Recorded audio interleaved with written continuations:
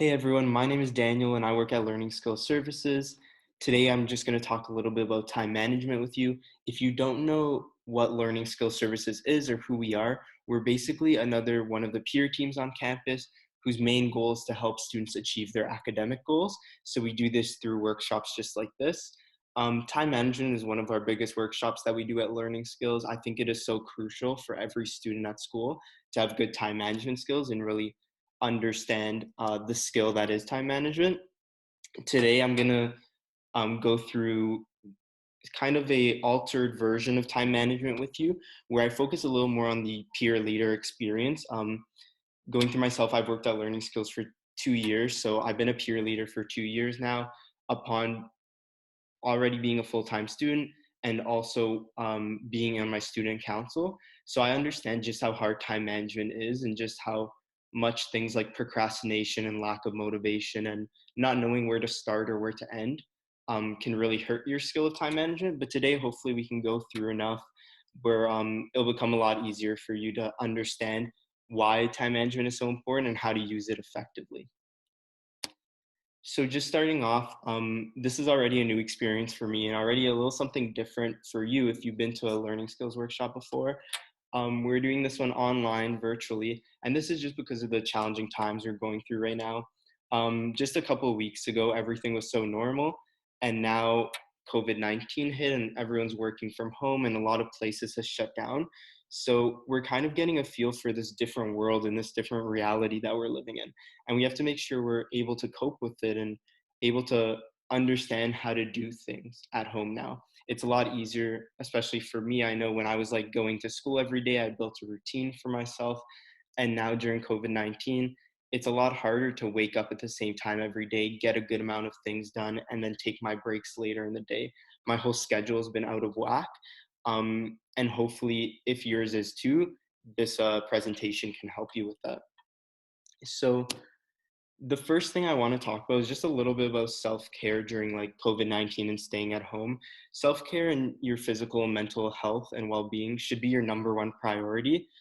Um, Again, like I mentioned before, this is something that no one's used to. No one really knows what's going on. We don't know, unfortunately, how long this will last. We can only be optimistic. And it is a difficult situation to be in. We're so used to commuting places and talking to people and not being stuck at home 24/7, especially in the busy world that we live in. So it's okay to acknowledge that working from home is hard. It's okay to not really understand how to be organized and productive while at home.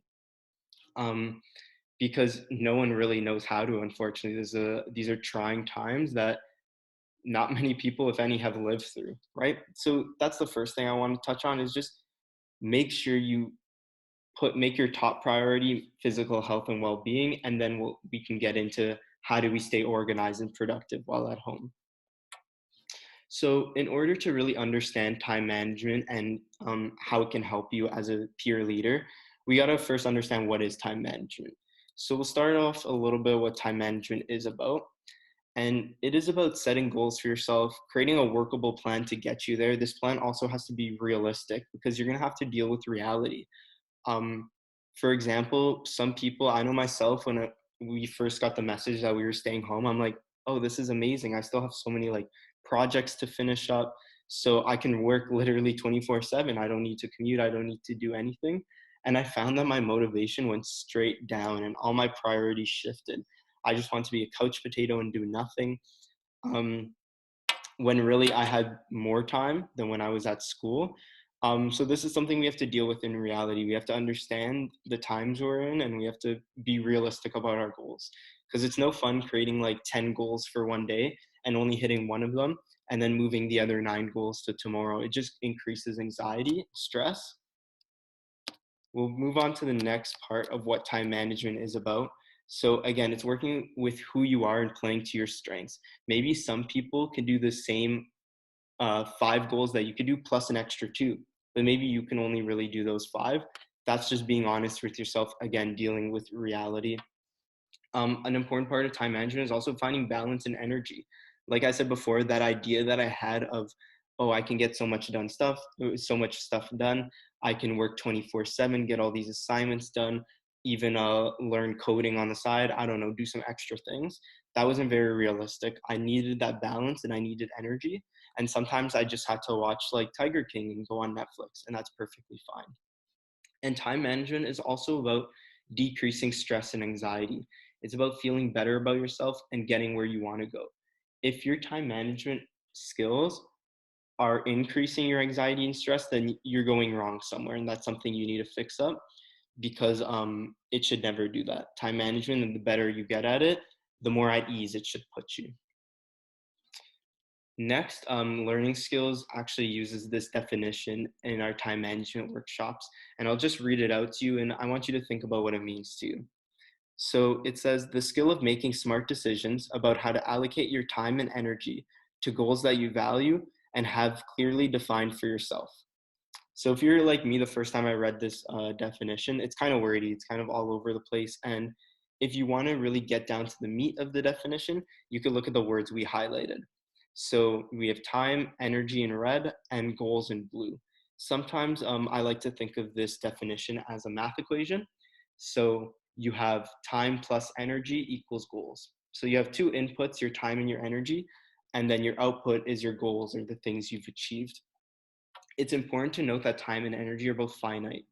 There's not more than 24 hours a day, and you don't have unlimited energy. So we want to work with what we have and be able to accomplish the goals we want to with the resources we have, right? And everyone's resources are different. So time, I'm sure you're pretty familiar with. So we'll talk about energy for a bit. Um, the thing that's important to notice about energy, and going back to my example of me having more time since I'm staying home now, is that again, energy is finite. You don't have a limitless amount of energy. So even if you had all the time in the world, you won't get to do everything you want to do, usually because of the limited energy. Um, Energy comes in different forms for different people. For example, sleep. So it's important to note how many hours of sleep you need. Usually a good amount is around 7 or 8, but some people need a little bit more, some people need a little bit less, and that's different for everyone. Um, it's also important to note what time do you have the most energy. So what time can you get the most done? You just have that attitude of like, yes, I can get like an assignment done right now. I can do my reading. I can achieve my goals right now. Some people are night owls who they work best at night, and some people are early birds. If you're like me, you're somewhere in the middle where like the sun needs to be out, but you kind of like to sleep in too. Um, I feel like as students or as peer leaders, we don't really take enough time to think about these things. We kind of just, okay, assignment, okay, work. I'm just going to do it when I do it. Like, I'm just going to get through it. We don't really take time to reflect on when's the best time to actually do these things. So that might be an interesting exercise for you. When I usually do this time management workshop in person, I'll ask people to raise their hand if they think they're a night owl, raise their hand if they think they're an early bird, and also raise their hand if they think they're somewhere in between like I am. Um, what never fails to happen is about like 80% of the class or the workshop attendees will raise their hand for night owl. And then I usually bring up this fact because it really applied to me when I did this for the first time too. A lot of people who are night owls actually feel like they're night owls because they get most of their work done at night, but it's not because they actually have the most energy at night, but because they procrastinated all morning and all afternoon until the only time they can do stuff is night because, like, say, an assignment's due the next day. So if you think you are a night owl, like I thought I was in my first year, I would maybe reconsider that, or maybe just kind of reflect on when you do the work, not when you have the most energy, but why are you doing the work at the time you're doing it? Is it because of energy, or is it maybe because of something like procrastination? So going on to the next slide, we're going to talk a little bit about priorities. So we want to talk about how to establish priorities and goals. So like I said, priorities and your goals are the right side of the equation, the outputs. So you get to choose your priorities and you want to make sure they match up properly with your goals. You want to ask yourself questions like, do you control your time or does your time control you? So that kind of goes hand in hand with procrastination. Are you on top of your stuff where you're maybe doing work for an hour or so and then taking a 15-minute break and then getting your work done in a good amount of time? Or does your time control you where it's like, oh no, I have an assignment due tomorrow and it's already 10 o'clock. I need to do this assignment now. I need to pull it on later. Just something to think about. Are you in the driver's seat of your own life? Again, same kind of idea that I talked about before. And then does your use of time reflect your goals and priorities? So this is really important because everyone has different priorities and goals, right? For many of us as peer leaders, if we're students, being a student and academics is usually at the top of our priorities and goals because they usually reflect like a bigger goal in the future, right? So grades are pretty important to us. Completing assignments on time are pretty important to us. But also as peer leaders, we have other priorities that come into play. We have work on campus that we need to worry about. We may also be, like I said before, I was involved in my student council while working last year or this year. So that might be another priority. And then there's the things that also matter to us, like our family and our friends. So we want to make sure that we're allocating the right amount of time and energy to reflect our goals and priorities, right? If we'll talk about this a little later, but it's not fair if you say something's on the top of your priority list, but you only spend a very little amount of time on it, right? And there's no right or wrong answer to what your goals are or what your priorities are. It's just more about making sure that the time you use on those and the time and energy that you use on those priorities and goals match up. So, next thing for your priorities, when you're thinking about your priorities and kind of ranking your goals in certain areas, you can kind of consider different areas. So, for example, you can have things like personal, like I mentioned before, families and friends. You can have educational, which would probably be a big thing for many of us, like courses, studying. Physical, which hopefully is kind of moving up the ladder for a couple people. I know myself, like I got all my physical activity normally from like walking around campus. My role on council was actually the vice president of athletics. And part of my role is I had to play a minimum number of sports. So I ended up playing like 12 intramural sports last year. So I definitely got my physical activity fixed there. But now that I'm home, if I'm being 100% honest, I've not taken one walk or anything like that. So unfortunately, that part of my priorities has kind of gone down and is kind of lacking. So that's something I need to work on personally. Another thing is professional or career priorities, and then material priorities. So you may be wondering too, things like toys under material priorities, the second thing there, it's probably pretty low on your list right now. But it's just important to note that at one point, toys was probably at the top of your list or in the top three at least. And that just goes to show that your priorities change over time, right? Like I said, there's no right or wrong answers to what your priorities are or how those affect your goals. But it is important to note that these things do change over time. Like when I was in high school or when you were in high school, your work or job priority was probably pretty low. You weren't thinking about your future, your career path, maybe as much as you are now. Things like physical health when we were in elementary school and we were like little kids playing around, that came naturally to us. But now, unfortunately, somebody like me who's staying at home has to like plan walks and make time for walks, right? So that's just important to note that these areas will change in your life. Um, and they'll reflect your goals.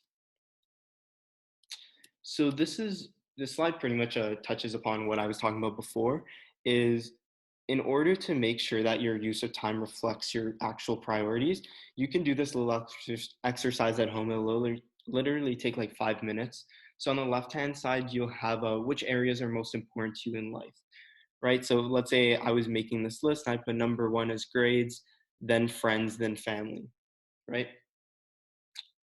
Then where do I rank these areas in terms of the time I actually devote to them, right? So maybe grades would be number one because I do devote the most time to grades, and then family number two because I live at home, and then friends number three. So as you can see, there would be a discrepancy in my two lists. My friends and families would have flipped. So that's just something important to reflect on. You want to make sure you're putting the right amount of time and energy into things that are important. I know as a peer leader this year, um, in addition to work, school, and my council position, it was like really tough for me to keep up like the social hours and put time into like actually my friends. I got a lot of like messages from my friends and talks with my friends about like wow, you don't hang out with us anymore, you don't like us, like, oh, you're always just playing sports, you're always doing other things. And it was kind of difficult for me because I put friends and family pretty high, but I was like going to school every day at like 8 a.m. and then coming home at like midnight. It was crazy. So even my family, like even though my family's priority was pretty high, I wasn't spending a lot of time on it at all. And that's something that I reflected on throughout the year, and I unfortunately maybe had to shift my priorities around just because things took a lot of time. But then also make sure I did devote some time to all the important areas of my life, right? So that's just an example. As peer leaders, I know it's going to be, you're going to have a lot of priorities and a lot of things to juggle. And even being at home, it seems like it's easier to juggle all these things, but it might not be, just because the days go by pretty fast when you're at home, not going out too much, things like that. Yeah, so I just wanted to touch upon that. Here on this slide, we're just going to talk a little bit about priorities again. So again, how do you redirect your energy to improve the use of your time? For example, for me, I understood that like, well, I understood people told me that I wasn't spending enough time on them with my friends and family, and I had to improve the use of my time. I had to make sure when I had free time, I wasn't just like scrolling on my phone on Twitter. I was like calling my family if I was at school just to talk with them, FaceTiming my friends, um, making sure I like went out to events that my friends were at and things like that. That was just me being like smarter with my time and making sure I wasn't neglecting any important areas. Um, Something that I wanted to mention too that I didn't actually get the chance to mention on the sleep slides is that like sleep can be a priority, and it should be pretty important to you, especially being at home with COVID-19. I've like personally felt like I've been going to bed at like 2, 3 a.m. and I've still been getting up at like 8:30 for work when I was working at like 9 o'clock, let's say. And that's just definitely not healthy sleep habits. It's tough because like I said, I'm not doing the normal physical activity that I'm used to. And um that leaves me with a lot of energy at the end of the day, and that energy is spent staying up to like these crazy times even when I'm not really doing anything special. I'm just like watching Netflix or watching YouTube and then getting up, and then it just creates like a really vicious cycle for me. So maybe personally on my priority list, I should put sleep a little higher and make sure I'm devoting a good amount of time for that, just to make sure again being healthy and safe during this time and promoting good mental and physical well-being. Next, we're going to talk a little bit about this time management matrix, which I think is a great tool to help you understand how different activities in your life fit into your life and take up your time. So, for example, on the um, on the vertical axis, you have a change in importance. So if something's important, it's at the top. If it's not important, it's at the bottom. And then on the horizontal axis, you have urgency. So if something's not urgent, it's on the right. If it's urgent, it's on the left. So quadrant one are urgent and important things. So these things are like problems, crises, like emergencies. Excuse me. So something that kind of pops up and you need to attend to immediately. They're super important. They're kind of like, think of like a fire. It's something that you just need to get through immediately. You need to make a decision. Quadrant two are things that are still important, but they're not urgent. So they're not urgent, not again, because they're not important to you, because they obviously are. They're not urgent because they're just not urgent yet. So this is something like, using a school example, you have an assignment, you get your syllabus on the first day of class, and you have an assignment due on the last day of class. So that assignment's a full 12 weeks away. It's not urgent yet, but it is important because it's worth like 40% of your mark, right? Um, these are things that are important to you because they're necessary steps to attain your goals, and they require like planning, and you have enough time to plan, which is great. Quadrant three are things that seem urgent, but are not that important. So these are things like distractions. These are me when I get a notification from my friend at 1 a.m. and then I stay up texting them or calling them from 1 to 3 a.m. It's not very urgent. We're just kind of chatting, and it's because I didn't get to talk to them throughout the day. But it's not that important. It's something that I can do tomorrow. It's something that I can have a good night's sleep, get up the next day, and actually plan a time to speak with my friends. Right? We were just chatting, so it seems urgent, but it's not quite as important as we think it is. Then quadrant four is not urgent and not important. So these are full time wasters. These are things like unnecessary activities that you just don't need to do. So again, same thing is maybe me in my bed. Like I could go to bed, but then instead I stay up and I scroll through Instagram and scroll through Twitter, and I end up like just going through the same three apps constantly, even though nothing really new is happening on them. I'm just like procrastinating on sleep at that point. So that's just a complete time waster. It's not important. It doesn't help me get to any goal. It's not really urgent. I don't have to do it, but I still do it. So now that we kind of understand the different areas or different quadrants some activities can take up in our life based on urgency and importance, I would say that the best quadrant to be in is quadrant two, right? Quadrant two is you're dealing with things that are not urgent because you have enough time to do them, but they're also very important to you. These activities are related to your goals, and the actions you are taking around these activities are preventative. So you're preventing things in quadrant two from moving over to quadrant one. You're not trying to make them emergencies, like it says here, or problems or crises. You're trying to deal with them in quadrant two so they never get to make that switch into quadrant one and never get more threatening, right? And we want to be preventative. Learning skills talks a lot about this thing being kind to your future self. So you want to take actions that are preventative and are proactive, not reactive. So you can be kind to your future self, and then you don't have to pull that all nighter the day before the assignment because it's done 2 days before the assignment's due date, right? So that's just something to keep in mind. Something that I think that's pretty important, especially with staying at home, is you want to kind of create a structure and a routine. So structure your day like as if you were having to go to school or having to go to work, because it just makes it a lot easier to get stuff done. If you don't have a structured day and you're waking up at like noon every day and then going to bed at 2, which is something you wouldn't do normally, it's not going to lead to a good output or good goal achievements. So you want to get up as a reasonable time, set an alarm. I know it's really difficult even with that alarm if you don't feel like you have anything pressing, but try to get dressed, take a shower, just go through your normal routine or your daily motions so everything feels structured and you're able to plan tasks, start and stop work at a regular time.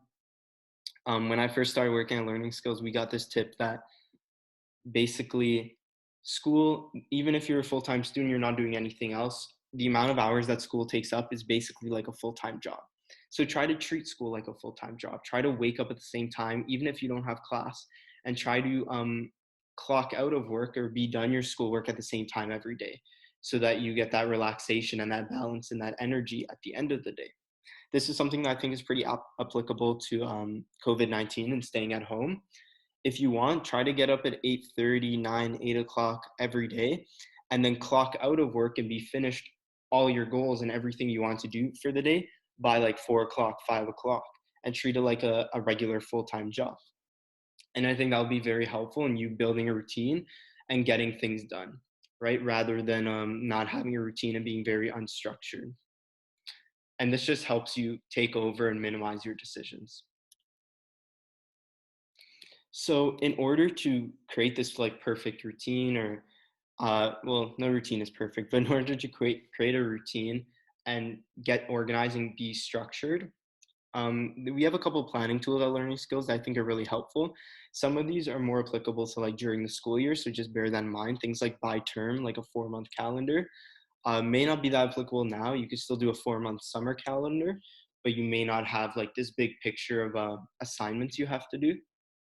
Things that might be more applicable are like bi-week planning tools and daily planning tools. So we'll talk a little bit about one example from each next.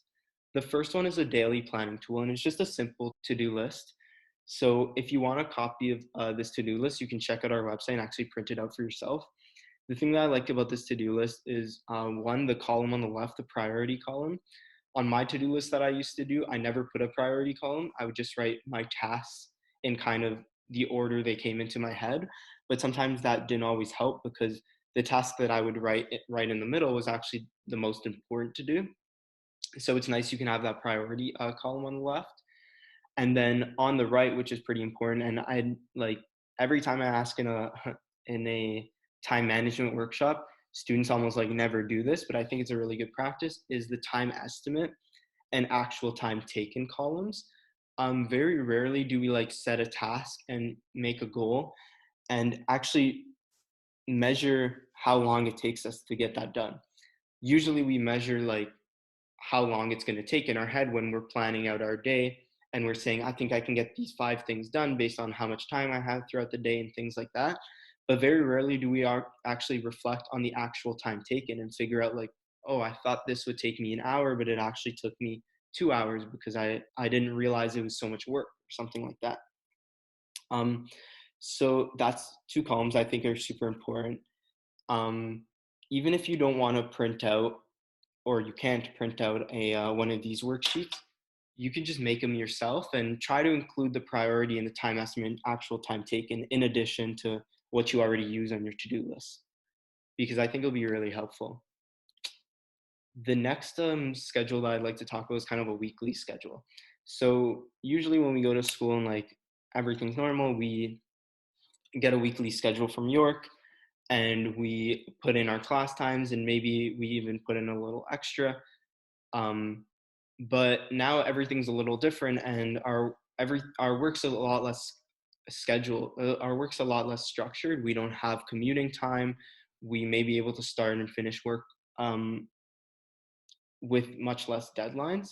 So what I think this would be helpful with the weekly schedule is when you have your like weekly goals or things you want to accomplish or things you want to work towards, it might be a good idea to block out times on your weekly schedule. So like I said, even though you're at home and you may still have all your same responsibilities, but you don't have to commute or do anything for it, or go anywhere for them, sorry. It might be a good idea to still wake up at 8:30 every day and then clock out of work at like 5:30 every day or 4:30.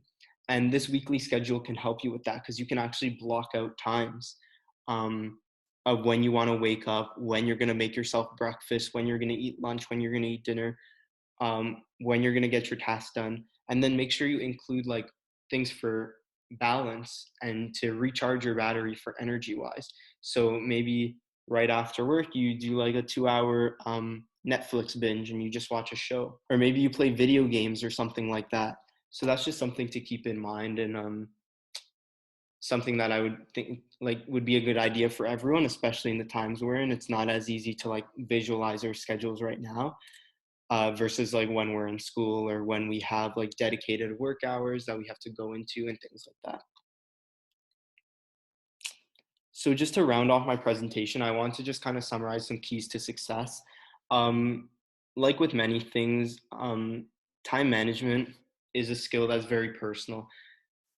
There's no secret formula that's going to work for everyone because unfortunately, everyone's a little different and the same strategies can't work for everyone. So what you want to do is just follow some like simple rules of thumb. So one thing that I mentioned before is have realistic strategies in place, keeping in mind like the circumstances and the situation you're in and you yourself and your own strengths and weaknesses. The next thing is just prioritize effectively, which we talked a bunch about. The next thing is being kind to your future self, so being proactive rather than reactive. The next thing is spreading the workload out across the term. So this is something that, again, is more applicable to school, but you can find it in other areas where, um, let's say you have something to do for work. You want to try and spread the work out rather than just do it right before the deadline. And again, we're going to have a lot of responsibilities. So just like waking up late and not getting things done until the very last minute is not very helpful. And then the next one is include balance in your life. So make sure, even though you're at home and you could work for a long amount of time, make sure you have that balance and you provide energy with yourself, but it is a balance. Make sure that that Netflix binge isn't taking you longer than it should, or you're not being distracted by time wasters or things that are not important any more than you should be, right?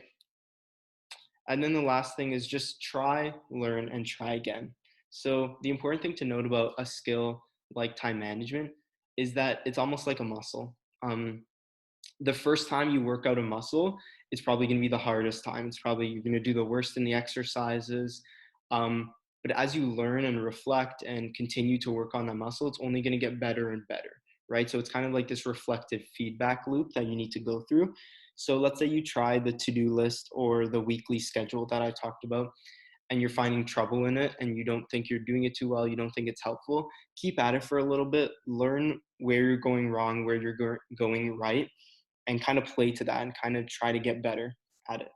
And hopefully at that point, you will get better and you'll see a progression. And then by a couple weeks in, you'll just be a pro at using that, and it'll be so much more helpful, and you'll be really much more organized in your time management and in your schedule. So that's the end of the mini virtual workshop here. So hopefully it was informative. Um, I know these might be difficult times right now, and I just hope you make sure to keep like mental and physical well-being at the top of your priority list, and then try to keep your days as structured as possible, so you can get the most out of them. And maybe this is like the perfect time to learn new skills and take an online class and maybe try things that you never tried before, right? So keep that all in mind. um, Hopefully this was helpful for you, and thanks for watching.